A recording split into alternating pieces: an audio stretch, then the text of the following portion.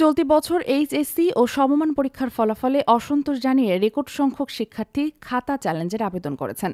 এবার ৪১.১৭% শিক্ষার্থী ফেল করে, সংখ্যার হিসাবে যা ৫ লাখের বেশি।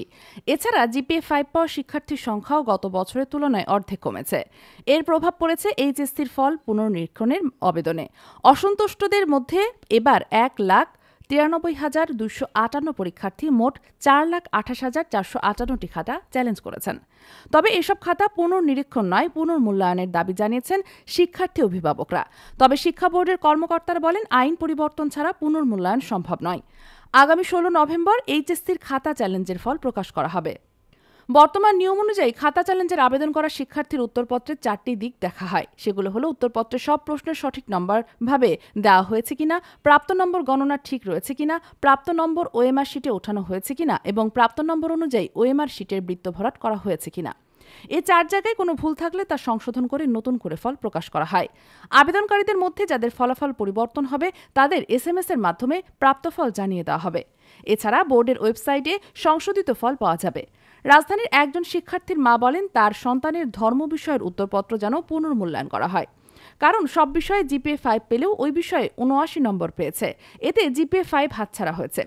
রবিউল ইসলাম নামক একজন শিক্ষার্থী বলেন, শুধু পুনর্নিরীক্ষণেই প্রতি বছর হাজার ভুল ধরা পড়ছে।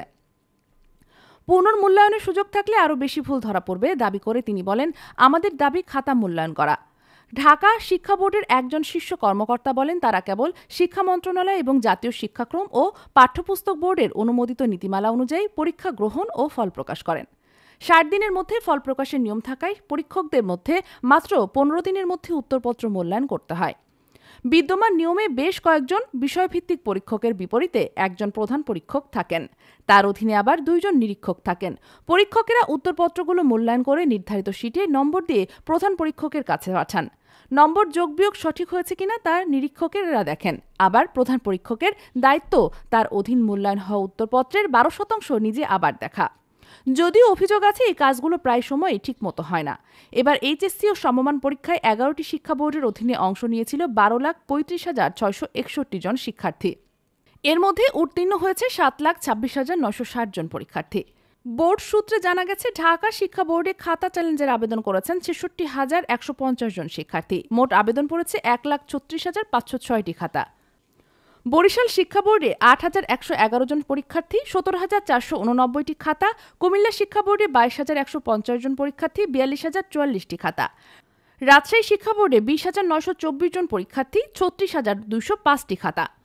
যশোর শিক্ষা বোর্ডে ২০,৩৯৫ জন শিক্ষার্থী, ৩৬,২০৫টি খাতা। চট্টগ্রাম শিক্ষা বোর্ডে ২২,৫৯৫ জন পরীক্ষার্থী, ৪৬,১৪৮টি খাতা।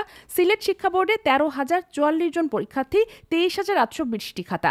দিনাজপুর শিক্ষা বোর্ডে ১৭,৩১৮ জন পরীক্ষার্থী, ২৯,২৯৭টি খাতা। ময়মনসিংহ শিক্ষা বোর্ডে ১৫,৫৯৮ জন পরীক্ষার্থী, ৩০,৭৩৬টি খাতা চ্যালেঞ্জের আবেদন করেছে। বিএম ভোকেশনালে খাতা চ্যালেঞ্জের আবেদন করেছেন ১২,০০৭ জন পরীক্ষার্থী। মোট আবেদন করা হয়েছে ১৫,৩৭৮টি খাতা। আলিমে খাতা চ্যালেঞ্জে আবেদন করেছেন ৭,৯১৬ জন পরীক্ষার্থী। মোট আবেদন করা হয়েছে ১৪,৭৩৩টি খাতা।